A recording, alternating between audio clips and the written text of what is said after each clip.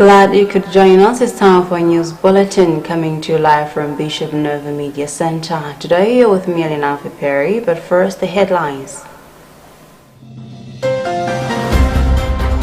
Pope Francis expresses condolences on the passing on of Italian journalist Eugenio Scafari at the age of 98. Malawi Communications Regulatory Authority seals off Ampex Courier Limited offices over illegal operation.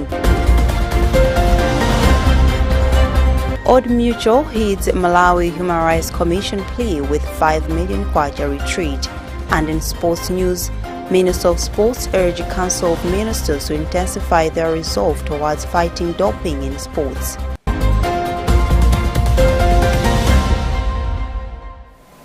We have details to these and other latest stories, to stay tuned in.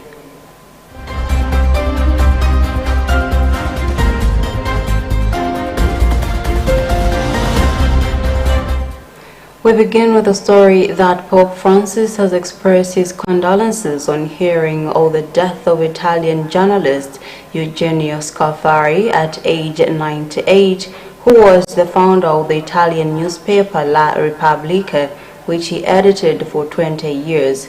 Born in Civitavecchia in 1924, Eugenio passed away in Rome at the age of 98. A statement from Matteo Bruni, the director of the Holy See Press Office, said that Pope Francis learned with sorrow of the passing of his friend.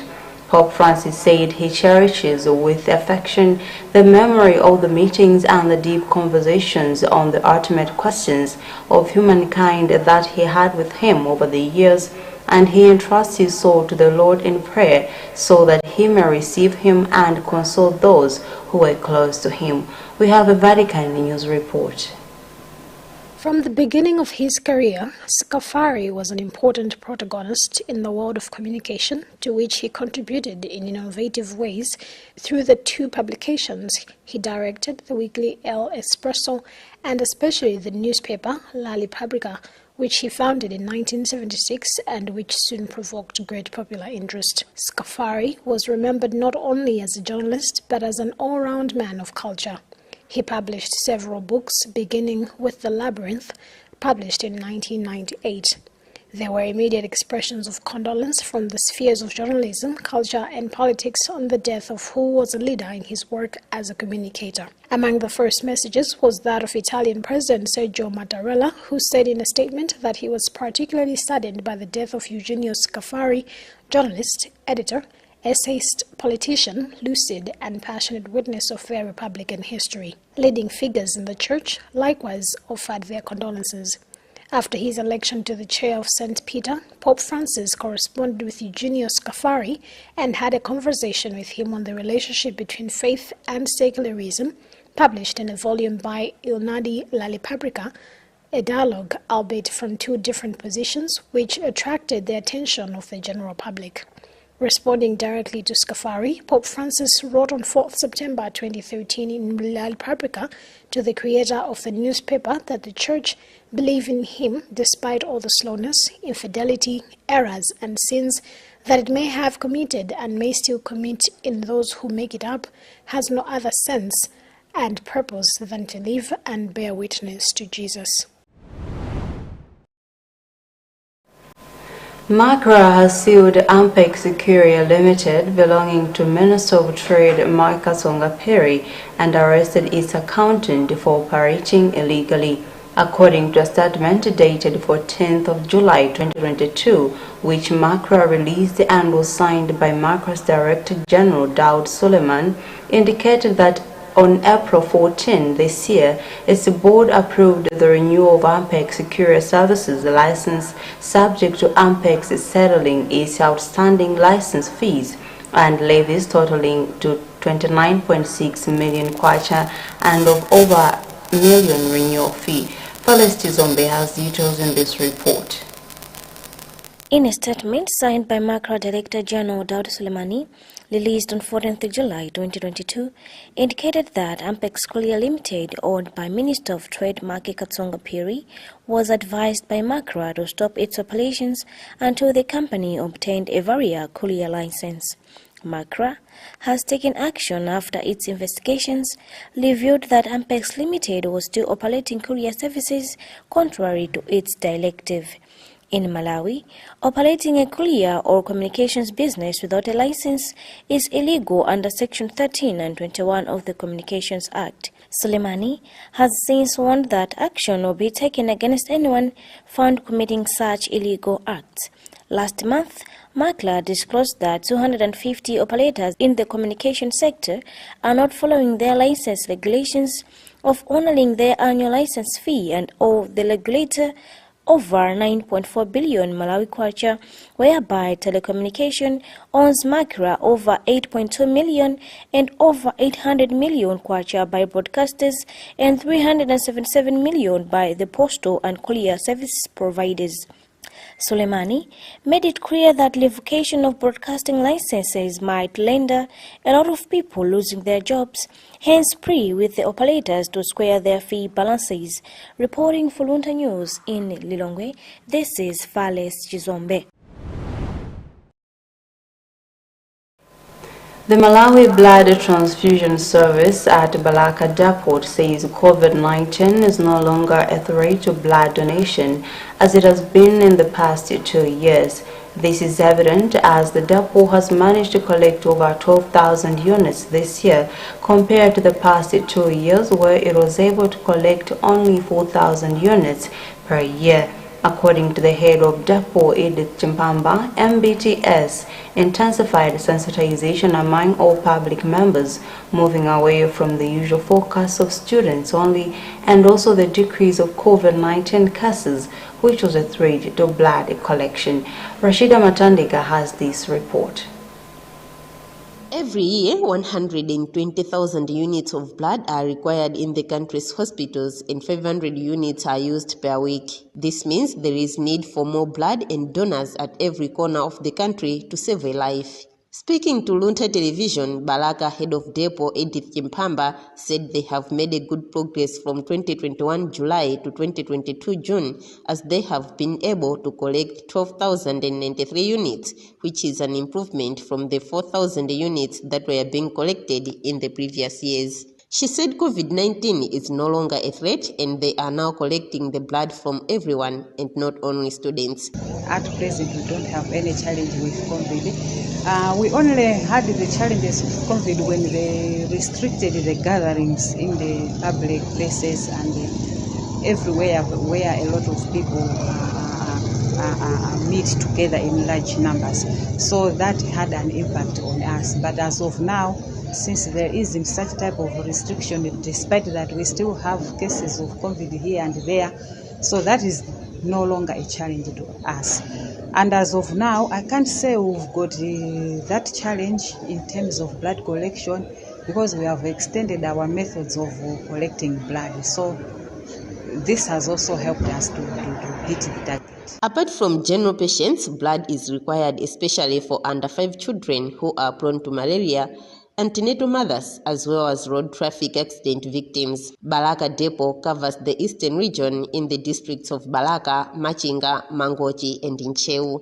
For Luntha TV in Balaka, this is Rashida Matantika reporting. Farmers under Chambira Extension Planning Area in Mzimba District have been encouraged to consider drip irrigation to increase volumes of their produce from little imports. The Catholic Development Commission in Malawi, CADICOM, has been training farmers under a Transform program to help in raising their income from sales of produce for their economic sustainability. CARICOM's agronomist Noel Chilowe said the system uses less labor and water, which makes it easy for farmers to realize more income. Bernard Mwanza was in Mzimba and he now reports. Transform program, which is being funded by the Royal Norwegian Embassy and coordinated by the Norwegian Church Aid NCA, the Development Fund of Norway, and Norwegian University of Life Sciences seeks to improve socioeconomic livelihoods among communities in selected extension planning areas, EPAs, in 5 districts of Rumpi, Mzimba, Kasungu, Mchinji, and Doa. On Thursday, the Norwegian Church Aid and Dan Church Aid NCA-DCA Malawi Joint Country Program took journalists to Champiri Extension Planning Area in Mzimba South to appreciate how farmers are using new farming interventions which are being facilitated by the Catholic Development Commission in Malawi, CADECOM. Agronomist Noor Chirobwe, who is also Champiri EPA field officer, said they want to demonstrate a sustainable growth of agriculture sector in the country, which will also be key in environmental conservation, considering that most Malawians are farmers.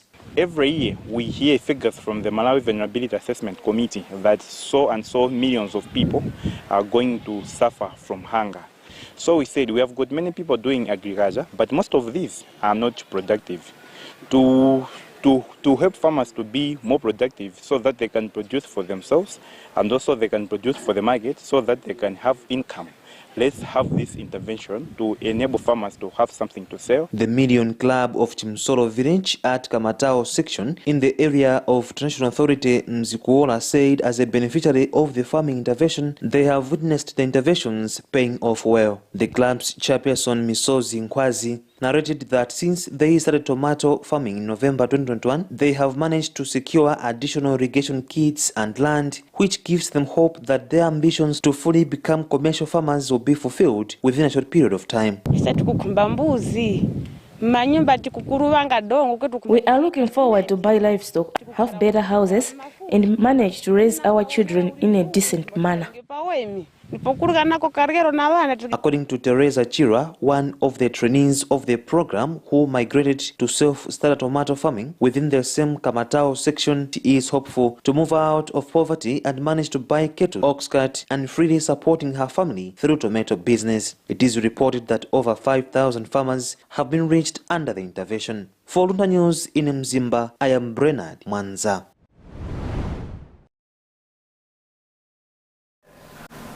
If you've just joined us, you're watching news on Luntha television. A reminder of the headlines before we proceed. Pope Francis expresses condolences on the passing on of Italian journalist Eugenio Scafari at the age of 98. Malawi Communications Regulatory Authority seals off Ampex Courier Limited offices over illegal operation. Old Mutual heeds Malawi Human Rights Commission plea with 5 million kwacha retreat. And in sports news, Minister of Sports urge Council of Ministers to intensify their resolve towards fighting doping in sports.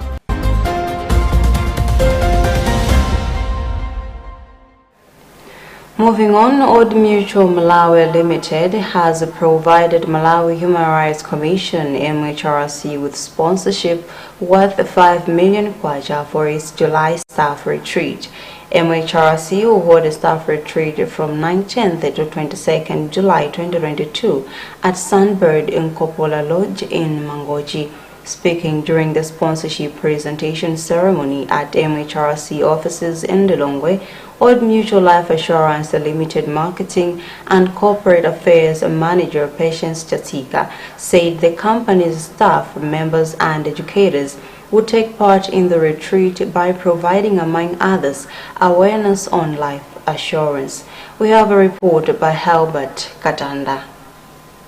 In an interview, Chatsika said the assist is part of their corporate social responsibility and that they firmly believe it will cement the working relationship that exists between the two. She said Old Mutual will send participants that will present lessons on life assurance during the workshop. Old Mutual as a business, it really appreciates the business that we have with MHRCC. First, as our customer, they are a key customer in our portfolio, And secondly, we, as a responsible business, we also align to the mandate that they have, especially on human rights. Reacting to the development, MHRC Director of Economic, Social and Cultural Rights, Makumba Mutari, expressed gratitude, saying the sponsorship would go a long way. He said the department cherishes the working relationship that exists between the two. Yeah, as MHRC, we're excited with this good gesture that Old Mutual has done towards the staff retreat. This staff retreat is very critical for Malawi Human Rights Commission, as it gives us an opportunity to reflect on our performance the past 3 years. Among others, the workshop will also attract external experts in human rights related fields.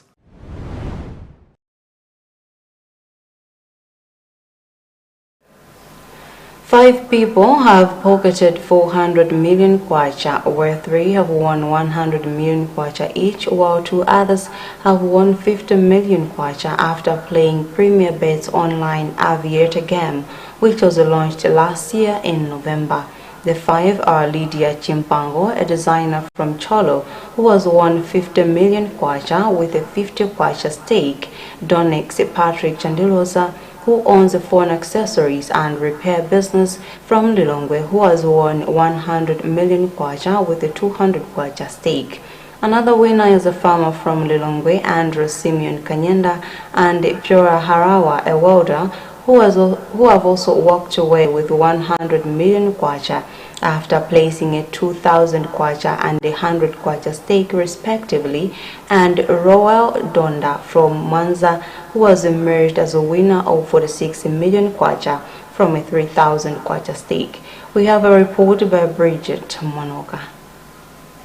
Speaking on behalf of the winners at the unveiling ceremony on Thursday, the 14th of July 2022, which was held in Blantyre, Donix Patrick said this is an opportunity to boost his business, as he will use part of the money to boost his capital. He further said the win is huge and a dream come true that he won 100 million kwacha. I need to increase my business because, you know, here in Malawi to start up a big business is a very big problem, because to have a strong capital for yourself, it's a hard thing.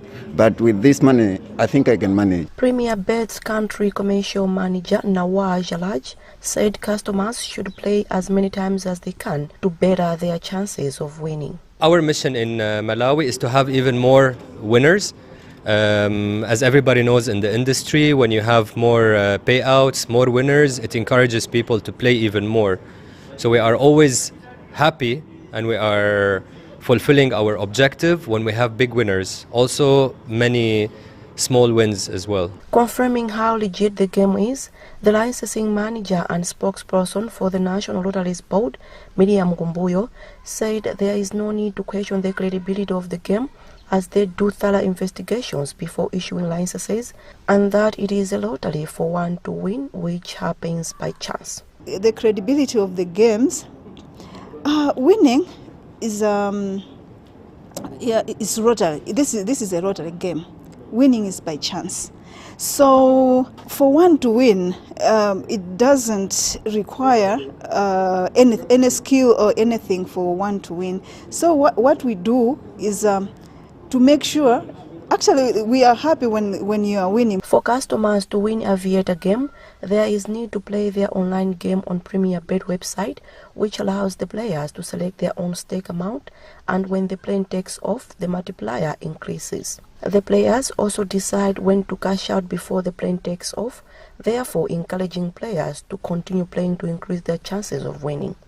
For Luntha News in Lilongwe, this is Bridget Manoka.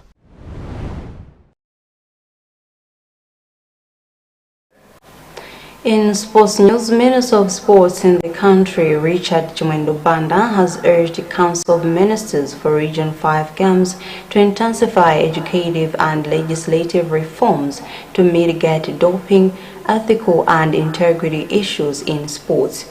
This has been stressed earlier on the 15th of July 2022 at BICC in Lilongwe as the minister hosted other sports ministers and delegates from participating countries ahead of Region 5 Youth Games 10th edition slated for December the 2nd to 11th in the year of 2022. In her remarks after the tour that was held later in the day, Minister of Sports, Youth and National Service for Republic of Namibia, Agnes Ishankalelo, commended construction works for game venues and villages, hence urged Malawians to get ready and make their motherland proud. We have a report being read by Bernard Umanza. Addressing sports ministers and other delegates for Region 5 Games at BICC in Lilongwe, Minister of Sports Richard Chimondo Banda emphasized that issues that athletes face and uncalled conducts require their consideration and determination to steer the bleeding sports industries safely out of such hardships. He has since called for governments and all stakeholders to lobby for increased investment and prioritization of sports and for the sports movement. Banda expressed joy on the pace of construction and rehabilitation works, hence repeatedly said Malawi will have to leave a legacy for hosting such big games. You can see wherever you are gone that the contractors are working hard, in some cases 24 hours, just to make sure that the facilities are ready. If you came here at the Griffin Saenda complex 2 months ago, you wouldn't find a structure like this one. Now we are at roofing stage. We are sure about end September, this place should be ready. Everything has been put in place. The aquatic complex, we are also sure that by end of September, October, everything must be put in place. Now what is remaining is the renovation of Silver Stadium, which is starting next week. The minister then urged fellow ministers that as they all gear themselves for the African Union Sports Council 10th edition of Region 5 Youth Games, they must consider providing adequate training for athletes and not just funding for their travels. In her remarks, Namibia's Minister of Sports, Youth and National Service, Agnes Changarero, said sporting sites being constructed are helping in job creation and also boosting Malawi's economy. You see, infrastructure and any construction is there for the nations to come. It's for generations to come. It's not only for now. So it's a very good thing. And it's also creating jobs for many people who have been sitting there without jobs, now have got jobs. It means it's a good thing for the economy of Malawi. Malawians, be ready. We are coming for you. It's not only the facilities you have been constructed. We want to see you winning the medals. Minister Changarero then applauded Malawi for being committed in these games and has urged Malawi to keep up the good work for a successful edition of Region 5 Games. Region 5 Games are held once in every 2 years and they are aimed at encouraging youth sports persons to develop a spirit of fair play, mutual respect and Olympism among young athletes of the region.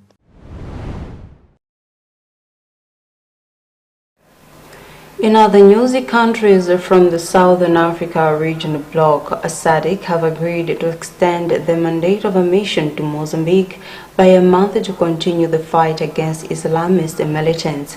Jihadists have stepped up attacks in the north of the country. More than 800,000 people have been forced from their homes since the violence began 5 years ago. The Cabo Delgado province is a stronghold for fighters affiliated to the Islamic State group, but attacks have also spread to Niassa and Nampula provinces, where officials are concerned about young people being recruited by the jihadists.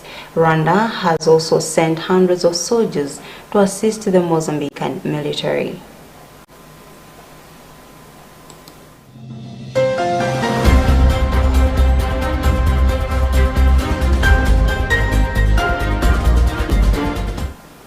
And that also wraps up this edition of our news bulletin. A recap of the headlines before we leave.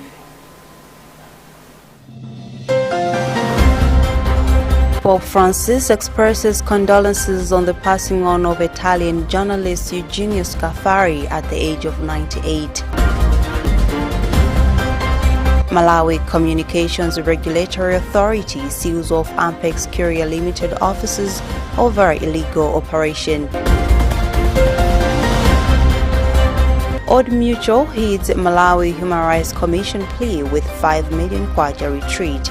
And in sports news, Minister of Sports urge Council of Ministers to intensify their resolve towards fighting doping in sports.